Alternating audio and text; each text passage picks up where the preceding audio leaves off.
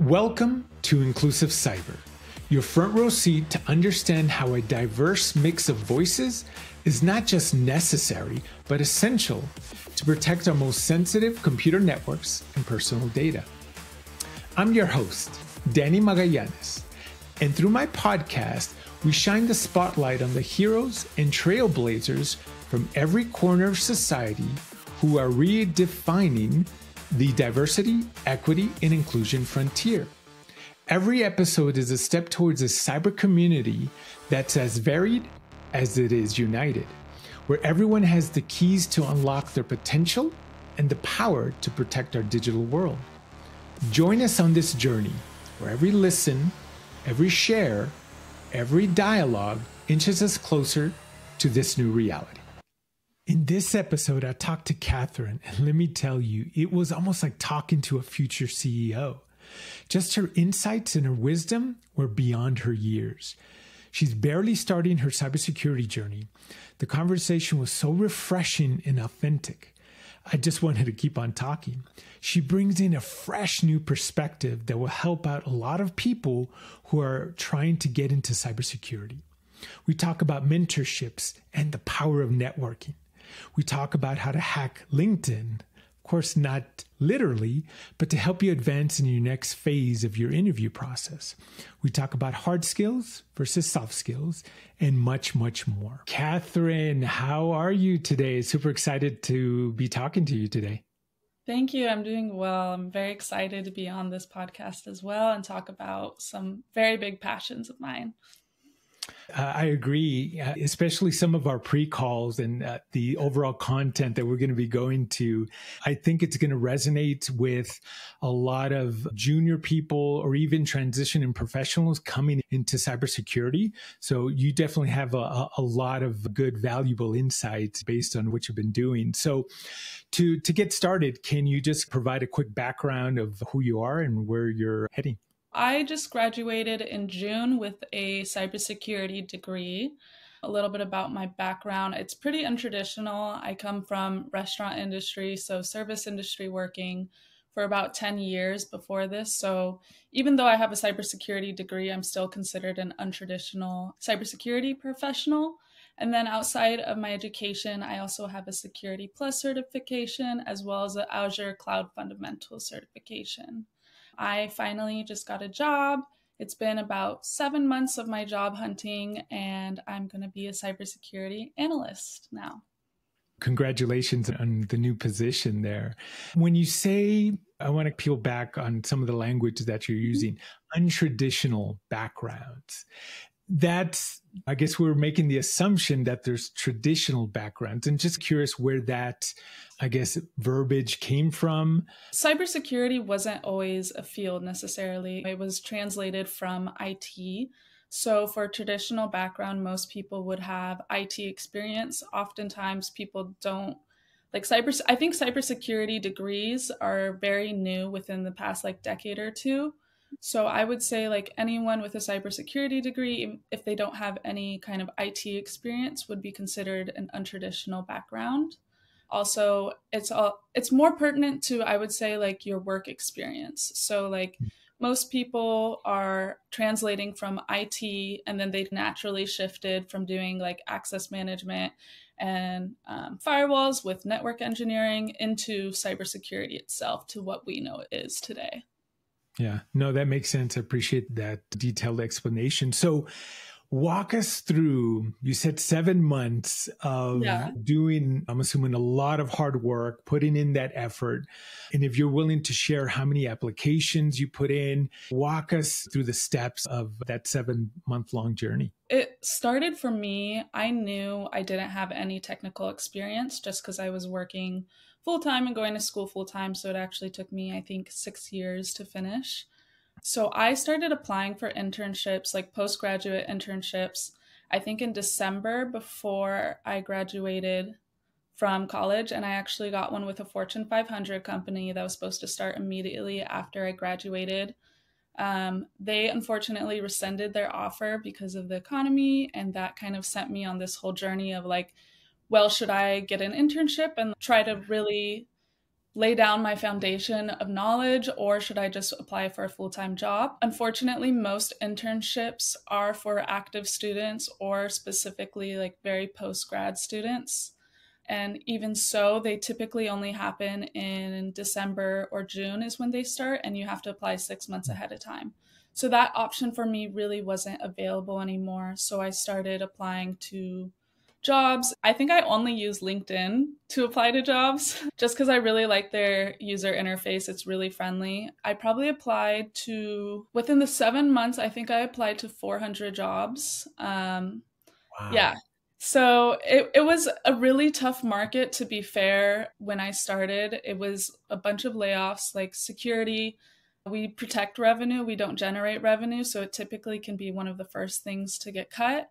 I interviewed with, I think, 7 companies in total before I got a job, and maybe 5 of those companies were all through job referrals. So, like from people I know and within my network. So, that for me was the biggest thing. For the first 2 months, I just was like mass applying to jobs in my room. I was writing cover letters and everything, and really trying my best to differentiate myself as a candidate. I like girlified my resume, so I put like pink and purple on it and stuff because I have a graphic design background as well, so that was something that kind of pivoted me. But I realized I was like trying to beat the AI scanners for resumes. So, and that's a really tough game because you're competing against thousands of applications during the time of when I started.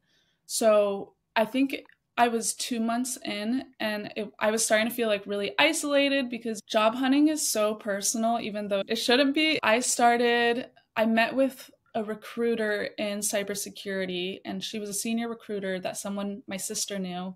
And she was Mhm. like, "You need to get outside and start meeting with the community." And she was like, "That's the best advice I can give you," because she looked over my resume and everything seems good. I had good grades from a distinguished college. I had my certificates, and I also had my degree to help me. So that's when I started going on like meetup.org and started finding local hacking meetups and just talking to people and like researching where people meet for security events and stuff. And that kind of led me to security chapters, local security chapters, and going to conferences. And those two things I would say are like the biggest pivotal shift in my job hunting. So I moved away from mass applying to jobs because I would get maybe one phone call for every 75 applications. It was a tough market. I started meeting up with people, I started going to conferences, and I eventually joined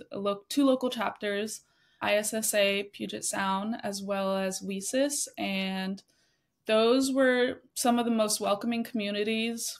With WESIS, it was like the first time I felt welcome in the community because, like, the longer you go through this process, the more you start to question, am I worthy of like joining this? I don't have a traditional background. I'm already fighting being a woman in STEM, let alone cybersecurity.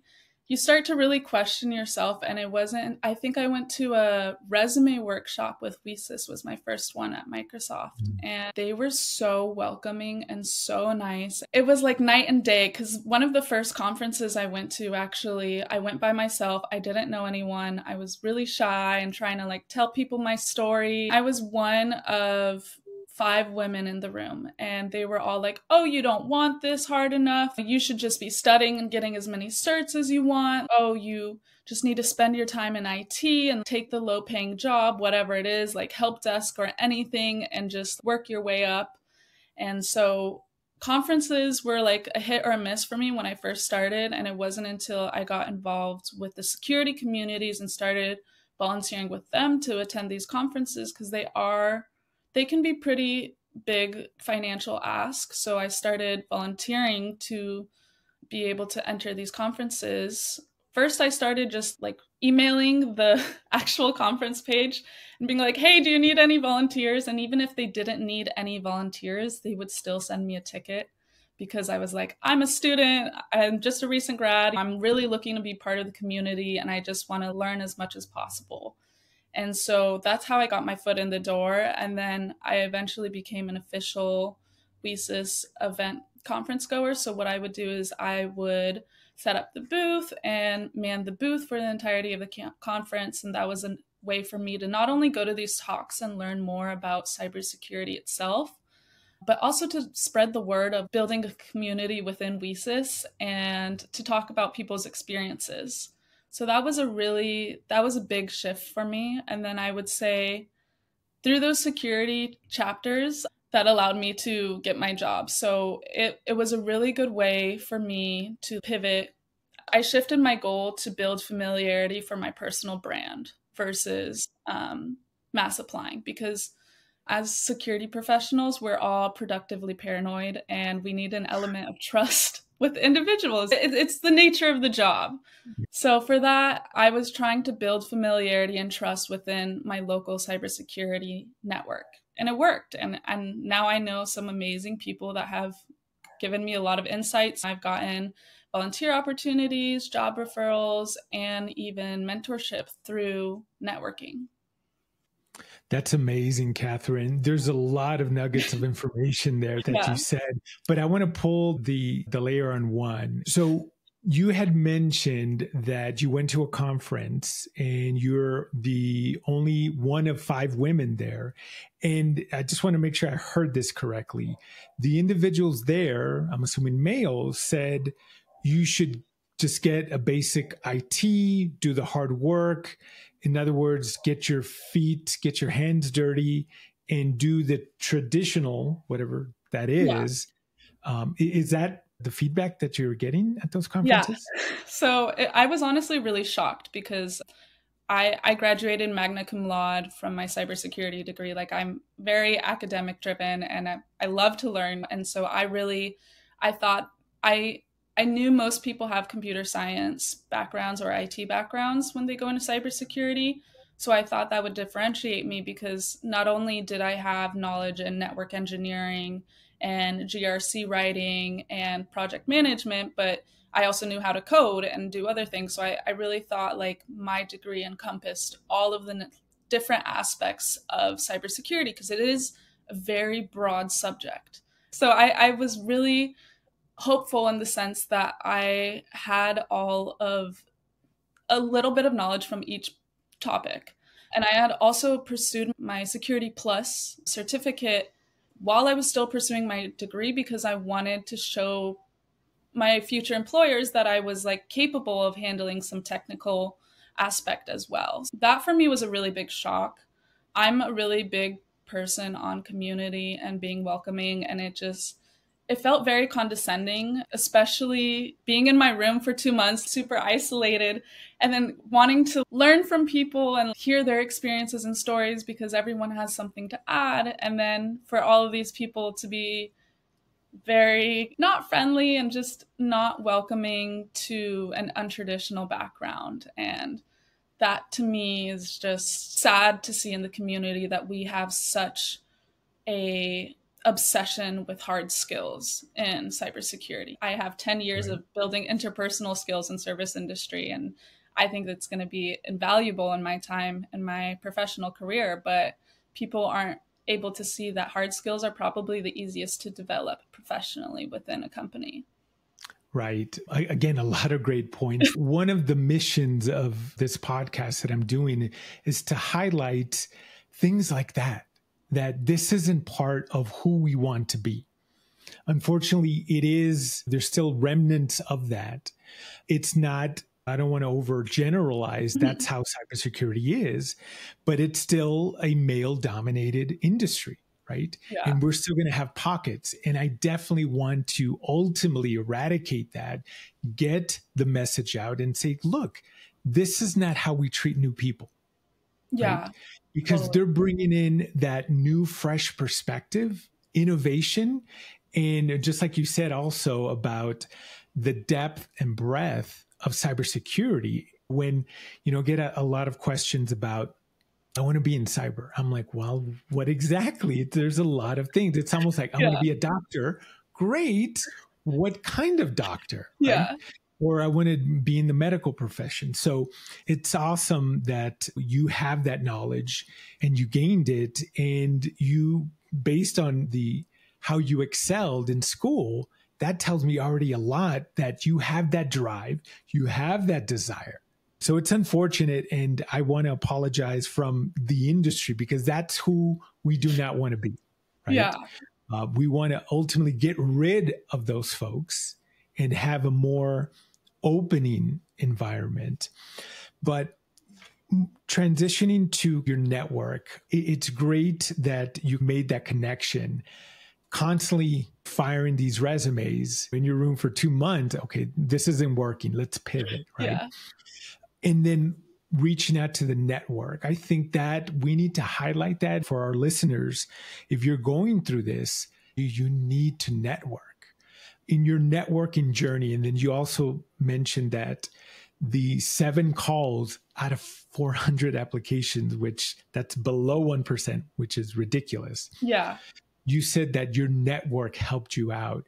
Can you expand on that just a little bit on whether did you ask for the help? Were you given that? Just curious on that relationship or any mentors along the way. I think for me, the way I think about networking is like playing a game of tag, in the sense that you meet one person and you'll set up a networking call with them. And even if they can't help you with something, or I would always just prep questions to ask about their career, their journey, some best advice they have for someone coming into the industry. I want to highlight that it's always important to prep yourself, because these people are giving you time out of their day to pay it forward, basically, because someone in their career has helped them. And so it's like a pay it forward chain. So you always want to prep yourself and make sure that you're ready for these calls and like you respect their time. And one person would help me and basically answer my questions and take time out of their day. And then they would always refer me to someone else. And they're like, I can't help you. Here's Bob from Apple or whatever that's on a team closer to what you want to do. And then so I would meet with Bob, and then Bob couldn't help me, but then it would lead me to something else. And I realized that I was laying down the foundation for not only my career in the next, for the rest of my life, because the cybersecurity community is very small, but also like building familiarity within the community and getting a sense of what's everyone's sentiments around cybersecurity. And like we would start discussions of like, how can we make it better? Because a lot of people like yourself, Danny, would be really upset when they hear my journey trying to go and enter into cybersecurity, because like truly entry-level jobs in cyber are very rare. My network eventually led to a mentor, and she really helped me strategize on what I wanted to do in my long-term career goals and what positions would best fill that. I knew I had really strong interpersonal skills and I wanted to be a manager one day. And I also was like trying to figure out what's the easiest way to enter the field with no technical experience. And that was on an analyst side, doing blue teaming, because I had done like CTFs and like a lot of my experience pertained to like pen testing, and that's what my internship was going to be. And then through this journey, I realized I don't want to be a red team person, and that's fine. And I realized I more am into threat hunting and detection. And so talking to these different peoples and hearing about their like daily job, what they did every day, really helped me narrow down what I wanted. And then my mentor was the one who kind of mapped out how to get where I wanted to be within the next 5 to 10 years. So that was really helpful for me. For these job referrals, it was a little bit of both. I would know someone and they would be like, oh, I know this person. Let me introduce you to this hiring manager that I know. This happened at Interface, where they introduced me to the hiring manager who just happened to be at the booth, and you should immediately apply. And so I would get interviews that way and skip through the AI, scanning. That was the biggest struggle for me. I would do like almost social engineering a little bit. I hate to say it, but I would go on LinkedIn. At any position I found that I wanted, I would look within my LinkedIn network and see if anyone knew what looked to be like hiring manager-esque of that position, and ask them to introduce me so that I could ask them about their company's cultures and values. This oftentimes, even if they weren't the hiring manager and I met with them, they would still be in contact with the hiring manager, because they would ask about the role and see if it was available, and they would basically bump me to an interview level versus where I would have to do the rest myself, but then it's like skipping that impersonal step and then going straight to like the personal step, because I didn't have a lot of issues once I was in the interviews. I think every interview but two, I made it to the final round, and it was mostly a thing of experience. I knew I was fine interviewing. It was just getting to that interviewing step, and that's where my network really came into play. I love how you framed it about social engineering, right? It's or maybe hacking the AI, because I think that is the biggest thing. I'm going through some AI training. It talks about the bias that's embedded in these systems. Totally. And I've also seen friends and colleagues, they get referred by somebody in the inside, but then the system rejects them and nobody knows what's going on. So it's one of the facets when it comes to AI in general, and there's different forms of AI, but it's talking about transparency and knowing what's, those algorithms, what they're doing and not doing. I love that hack that you did. So we'll definitely make sure to do a social media clip on that. Yeah. You talked about the hard skills and how the industry is, for the lack of a better term, just enamored by that. So based on your experience and all the job requirements, how did you position yourself to say, okay, I might not have all the hard skills that are required, what I term as life skills, the ones that are the soft skills. How did you navigate that discussion? Great question. Whenever we talk about like job applications and whatnot, I always think of the statistic where I think it's like women only apply to jobs, 100% if they meet 100% of the requirements, but men apply if they're like 60%. So I was like, okay, I'm going to take the confidence of a male and just apply to those jobs. So any job that was like 5 years and under in experience, and I had basic knowledge of, I would say maybe 80% of the job requirements, and they weren't like difficult things, because I'm very familiar with all the cybersecurity terms, so I know what they're asking for and if I can learn that, because I'm a very quick learner. So that for me was like, okay, let me just get me to the phone call and I will study up and learn everything I need to know before then. So I would apply to any job with 5 years of experience or under, and within the realm of what I wanted to do, or if I met at least 2/3 of what they were looking for. And even then, the job I have now, it required 2 years of experience. And I was offered another offer, and they were looking for, I think, 3 to 5 years of experience that I didn't have, that they told me I was like, they also sent me an offer and they were like, you beat out people with 5 years of experience in this role. And a lot of the times those job requirements are written by, you have a hiring manager being like, this is what we're looking for, and then a recruiter or someone who's not familiar with cybersecurity that much, summing it all up, looking at the keywords, and then putting it out there. I've seen roles that have like under livable wages with some of the longest job requirements I've ever seen. And it's really shocking to me, because it's okay, like, we're like, okay, you need this hard skill, but you don't see any mention of being able to work and communicate with like cross-platform teams. Or it's like you have all these different types of hard skills, and most of them you will learn on the job. And also, if you have all of the job requirements, you're probably overqualified for that job. When it came to navigating hard skills, I think it really helped for me to have a really firm understanding of cybersecurity terminology, to know what they're looking for, and then to know what's feasible and what's not. I don't have a CISSP certification, and I'm not going to get one for a couple of years. So if they're asking for that, I'm like, oh, okay, what they're looking for is a lot more advanced than what I can give. But if they're looking for a Security Plus certification or a Network Plus, that's something where I'm like, oh, I have those skill sets already through my education and my certification. So it was ignoring all of my doubts and just being like, okay, you can do this, like you're feasible, and like just fake it till you make it to a certain extent. Like I had a lot of like technical background, but in the sense of like confidence and to apply to these roles, because sometimes I would be hesitant to even click apply because I would see 5 years of experience or some job requirement that was a hard tech thing that I didn't know. And then I would look up the hard tech thing and I'm like, oh, I already know this terminology and like these concepts. It's just being called something else. So Yeah. In terms of confidence, just fake it till you make it. You touched upon a lot of things that I have pet peeves about. I have a hate relationship with job descriptions, like everybody. You also talked about the dynamics Mm-hmm. of the hiring manager and HR. They're not talking to one another. Yeah, That they are. creates miscommunication. Mm-hmm. And I wrote about it on LinkedIn that both of those entities need to get in a room together and understand, and HR should not be screening anybody out.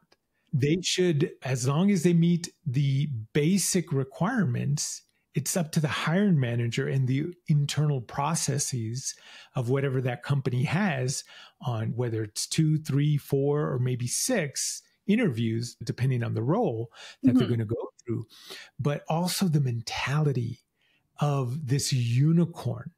Yeah.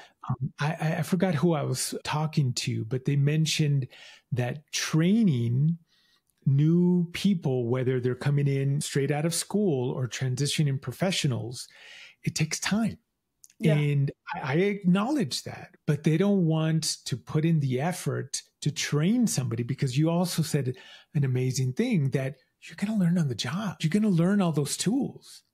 But I think people want essentially plug and play. You bring in somebody and then they're hitting the ground running, but it doesn't work that way, because policies are going to be a little bit different. People, you might have aggressive people, you might have real great people, and everything in between. You have unique personalities. Some people mesh well with others, some don't. So just a lot of things that you brought up. And I appreciate you talking about the network and how you navigated through this gauntlet of what it is to get into cybersecurity.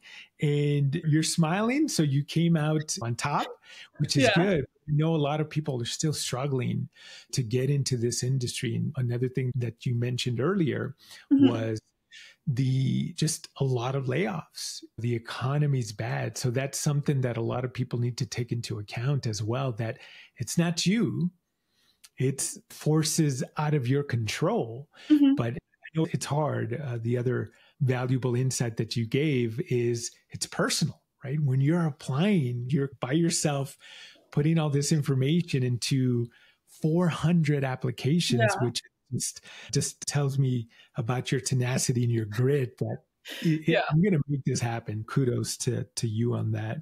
I want to transition. In some of our discussions previous to this call, talked about leaders or people having a business or strategic mindset. So I want to dive into that. Can you talk a little bit about that?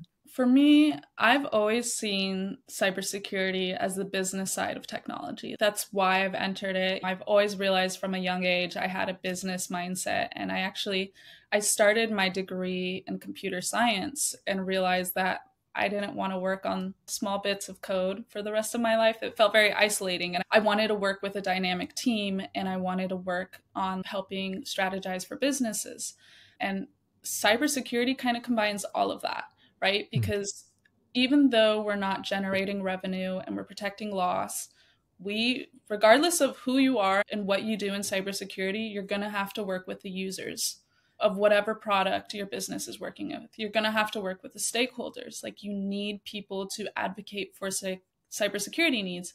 You have to be able to translate very complex ideas, even more so than computer science, because we're dealing with so many different facets of technology, to in plain speak to whatever users, whether it's, I already said users for like your product, but also like users in terms of your coworkers, because not everyone in the business is going to be on the cybersecurity IT side, and they need to be able to understand the risk of clicking that like juicy gossip phishing email link and what that implications has on the business as a whole.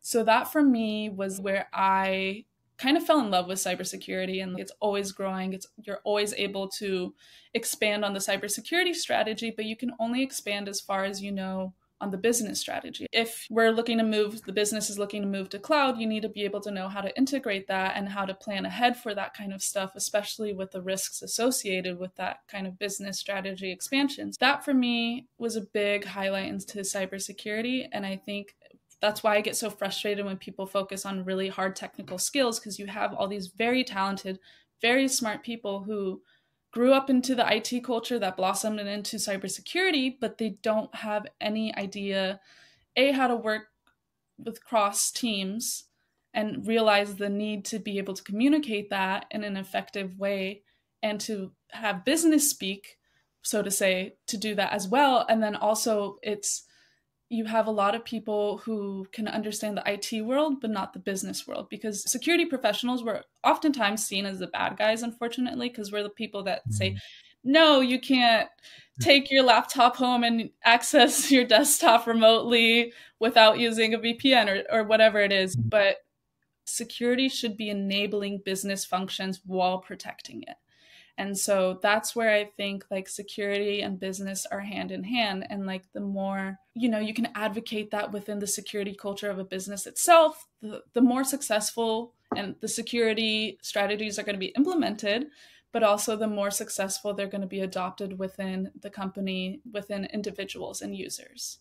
And just based on hearing your conversation and just insightful information, it seems like you're an entrepreneur already, thinking strategically. I will not be surprised in a couple of years if you're on Fortune 500 magazine leading a new startup, because it's rare to have that business acumen, right? Some people just innately have it based on their surroundings, where they grew up.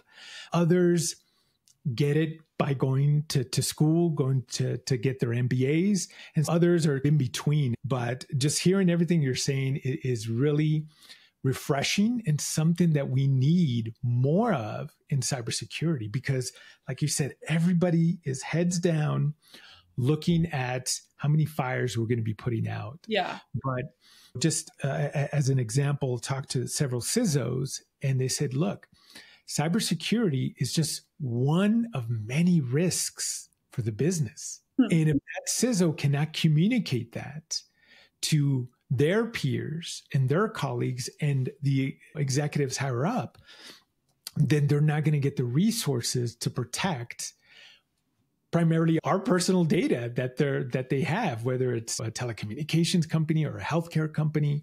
It kind of breaks down if you don't have that business acumen. With that being said, let's say somebody in your shoes right now trying to get in, what would be the advice that you would give to your peers looking to break into cyber? Well, first of all, don't ever doubt the power of networking. Like that was the biggest game changer for me in my trajectory. I have no doubt I would probably still be applying to this day if it wasn't for networking. That's going to give you volunteer opportunities. It's going to give you job referrals. It's going to build a baseline of community in which you can even just talk to people going through similar struggles, and you can hear what worked for me versus what didn't work for me, and keep collecting that data to analyze what's going to be the best move for you. So networking is just such a powerful tool that I think everyone should take advantage of. And even if you're like shy and scared, like I'm an introvert and I still manage to go to these conferences by myself. It's just put yourself in a position where you do something you're afraid of every day, and soon it's not going to be scary.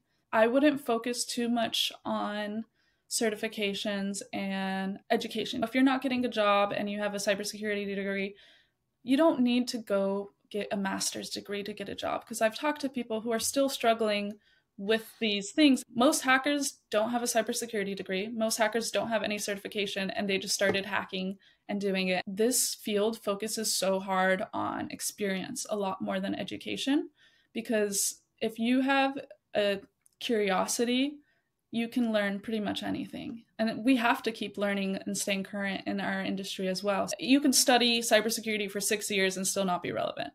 And to a certain extent, you're going to have all the base terms and everything, but like all the latest hacks are going to be completely different than what you were studying 6 years ago. Don't focus too much on certifications. I think my Security Plus really helped me, but there's so many certifications out there, and the industry's flushed with them now. I think a lot of people have realized, oh, I can make money selling certifications. They're really expensive and they add up after a while, and they're not really accessible to a lot of people, especially like untraditional paths. I would say maybe focus on really well-known ones that can demonstrate your technical concepts if you are going to do it. Like Security Plus for me was great.